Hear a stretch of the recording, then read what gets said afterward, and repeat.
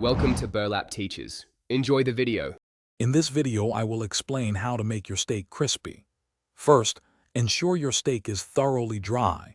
Moisture prevents a good sear.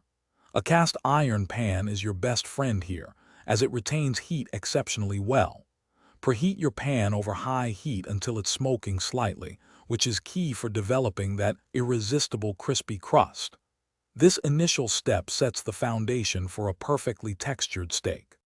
Once your pan is hot, add a high smoke point oil such as avocado or grapeseed oil to coat the bottom.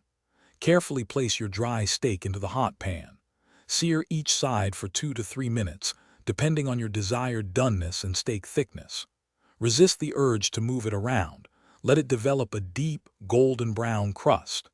This direct contact with high heat creates the crispy exterior we're aiming for. After searing, reduce the heat to medium.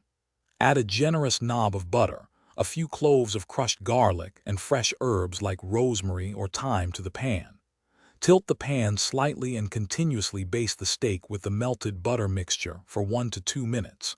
For thicker cuts, transfer the pan to a preheated oven at 375 degrees Fahrenheit to finish cooking to your preferred internal temperature.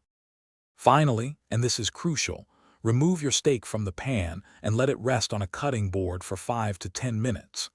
This resting period allows the juices to redistribute throughout the meat, ensuring every bite is tender and flavorful. Slicing too early will cause all those delicious juices to run out. Also, for those looking to streamline their cooking, check the description for a link to some fantastic leak-proof meal prep containers and other great deals. Enjoy your perfectly crispy steak. Thanks for watching. Consider subscribing if this video helped you.